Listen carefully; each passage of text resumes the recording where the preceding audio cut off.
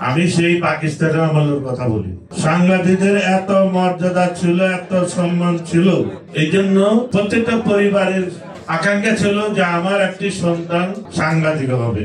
কিন্তু দুঃখের বিষয় সেই আমেরিকা সরকার কি করলো, বাকশাল কায়েম করলো। এই বাকশালী সরকারের বিরুদ্ধে যাতে কোনো বস্তুনিষ্ঠ সংবাদ, সত্য সংবাদ প্রচারণা না করতে পারে, তারা কি করলো, সারা বাংলাদেশে সাংবাদিকদের কণ্ঠ রোধ করে দিল। সমস্ত পত্র পত্রিকা বন্ধ করে দিয়ে তারা একটা বাকশালী পত্রিকা প্রতিষ্ঠা করছিল। কি পত্রিকা? বাংলার বাণী।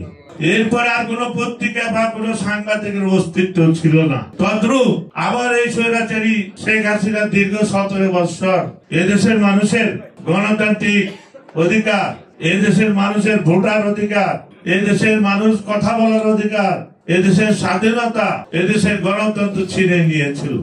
আপনাদের সহযোগিতা এই পর্যন্ত আসছি, বাকি সহযোগিতা আপনাদের চাই। আমাদের একটি স্থায়ী একটা ঘরের দরকার, স্থায়ী জমির দরকার।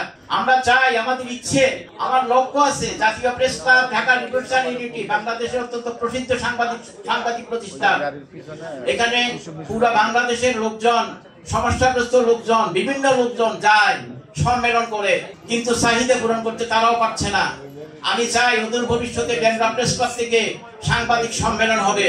রাষ্ট্রের গণতন্ত্রের প্রথম স্তম্ভ হলো এই সাংবাদিক ভাইরা।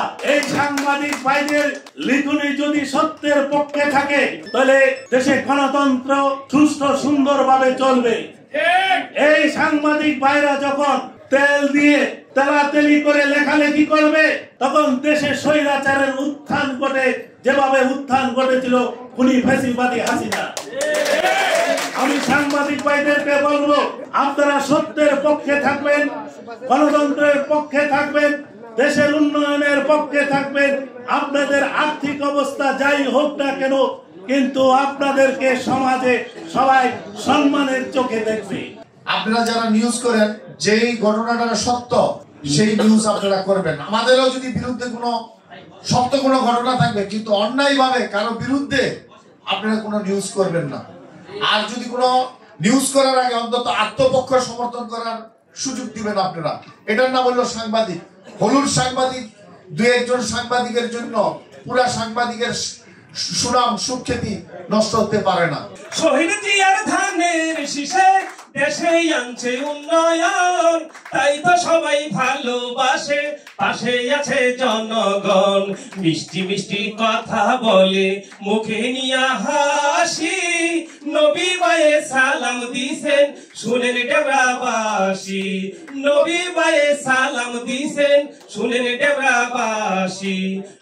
আজকে যে ক্লাসে আমাদের প্রতিষ্ঠা বার্ষিকী আলহাজ মনিরুল্লাহ নবী ভাই, ঢাকা বিএনপির প্রার্থী আলহাজ মনিরুল্লাহ। শুভ দিন, জন্মদিন।